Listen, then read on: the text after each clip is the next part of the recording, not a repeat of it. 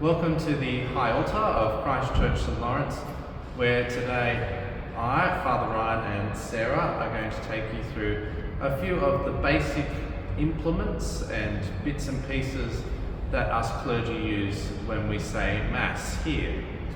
So the first thing that we have, it's called a corporal, and it's basically just a largish piece of white linen.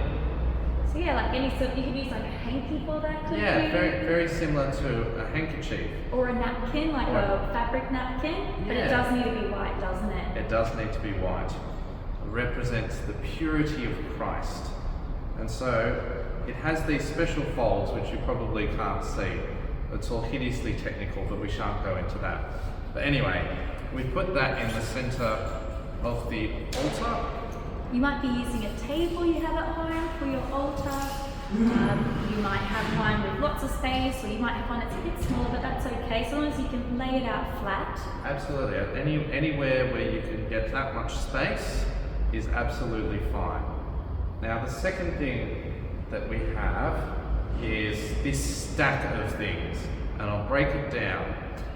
So the first thing and the most important thing out of all of this is the chalice. Chalice is a bit of a fancy word. What else could we call that? It's a cup, and chalice is just the word that we have in English that comes from the Latin for cup, which is calyx. So basically just a cup. It's a cup, it's kind of on a stand, so it's lifted up a bit higher. This second bit is called the paten, but it's basically just a dish. And on the paten we have the priest's host, or the large piece of bread. Or wafer, you might know this. Or wafer, that's right. These two bits here are called the purificator, and this one is called the pall. The pall goes on top of the chalice once the wine has been poured in.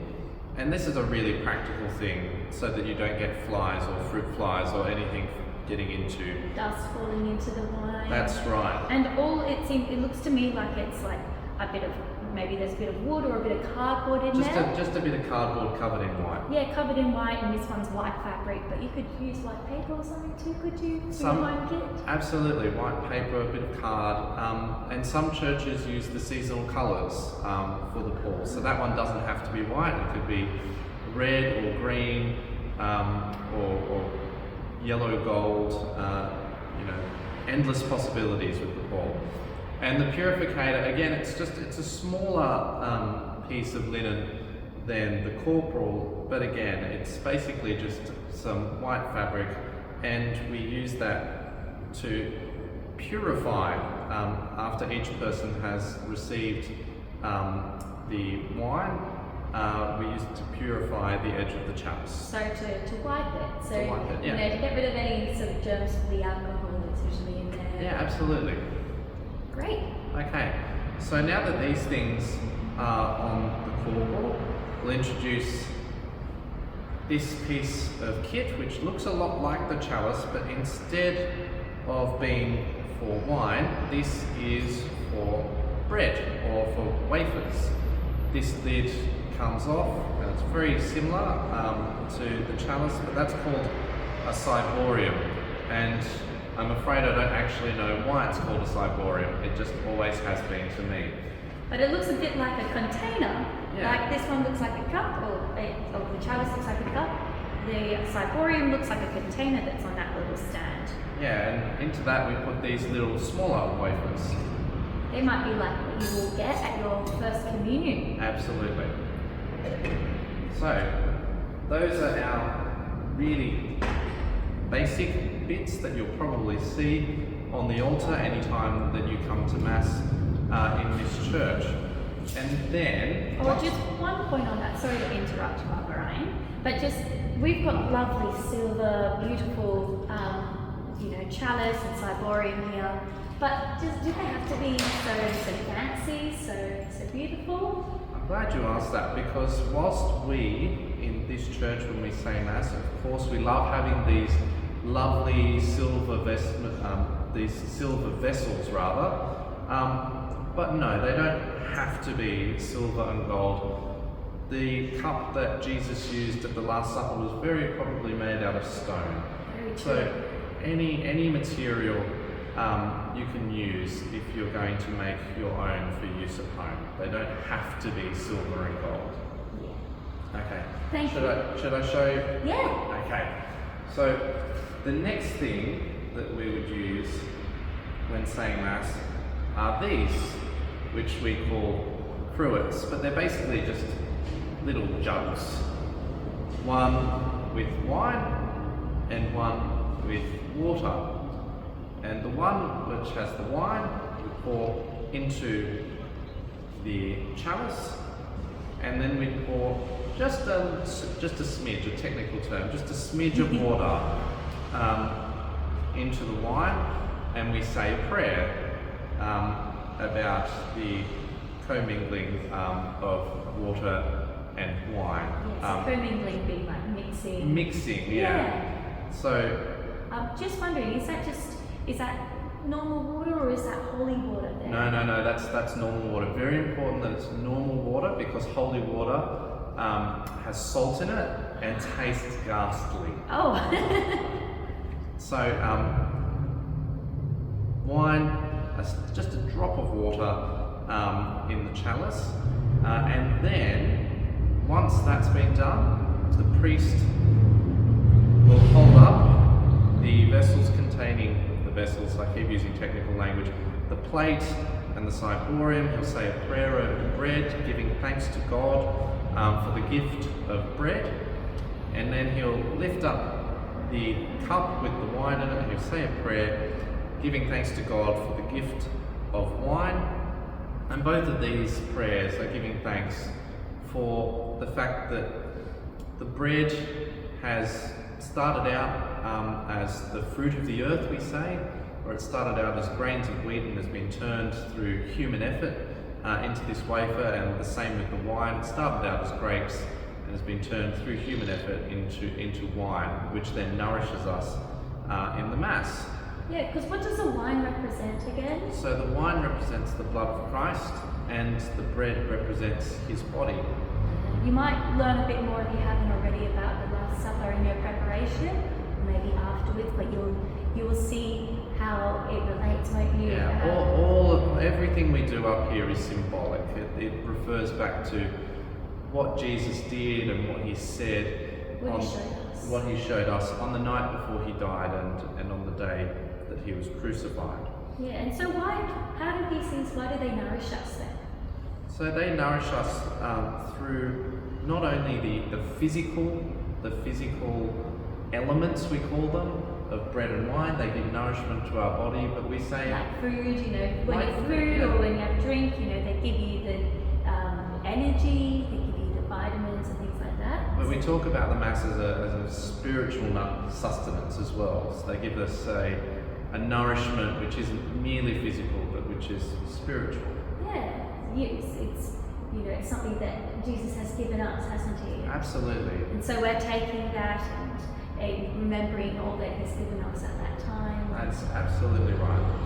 And then after we say these prayers, these really symbolic, these beautiful prayers, it's really important, like you would do any time before you eat a meal at home, the priest will go and wash their hands. And they'll do that with a little bit of water from the cruet or from another, basically just another jug used for that particular task, and this bowl. And it's called a lavabo dish, but it can just be called a hand washing basin. It's basically It's the same just thing. like a little bowl, isn't it? Which you can wash your hands in. Yeah, that's right. So just a bit of water is poured over the priest's hands, and they wash them, and then they dry them on the finger towel, and they say a prayer, which goes, "Lord, wash away my iniquity and cleanse me from my sin." So again, it's a real washing of the hands, but there's also a sense of that this is also a spiritual action. Yeah, and that in doing that, Jesus is forgiving you, or that God is forgiving you as well. It's an act of humility before we come to the altar. And your little towel there, mean, it looks similar to some of the hankies here, but you could also use like a face washer, couldn't you? Like something to kind of dry your hands off with. You can't see it, but if you feel that, Yeah. Sarah can tell you, it feels, yeah. it feels a lot like a tea towel. It does. Or something that you'd find. Sorry. Yeah, it absorbs water, and it's very similar to something that you might find at home. Okay, and so the last thing which you might see on the altar is this. This is called a pyx, and it's basically just a little portable version of the pattern. And usually we would use these here in order to consecrate gluten-free hosts. So what does consecrate mean? Because I'm not sure everyone will be familiar with that word. Yeah, so consecration is what we do when we say the prayers over the bread and wine, and consecration means being set apart. So being made special for a special purpose. And so when we talk about consecration, we're asking God to make the bread and wine which we are praying over to be for us the body and blood of His Son. Great. Yeah, and so this little pyx, I'm not sure. It looks a bit like a large locket, maybe if you had one of those from your necklace. Yeah. But it could even be like a little container, like a small container Yeah, you have absolutely. at home. But it's just a smaller version of the pattern or the ciborium, which we put a couple of gluten-free hosts in for those parishioners here, those people who come here for Mass, who are gluten-free. And so Can you also take it with you if you're bringing communion Yeah, to someone absolutely. who can't come to church? So absolutely, that's the other thing that we use these for. If someone isn't able to come into church, isn't able to make it because they're sick or because they're not able to move as well as they used to be able to, a priest like myself or Father Daniel, our rector, will take the sacrament to them in their home, and we'll take it using one of these. And I've never used it this way, but there's actually a little ring on the end of here so that you can wear it around your neck so that the sacrament can be close to your heart. Wow, so it's kind of like a locket. It is very much like a locket. Cool. That's a very good analogy. Thank you. So that is basically how you would find the altar set up. There might actually, on the day when you come, you might see that there are actually 2 chalices, and there will be a second ciborium come out at some point.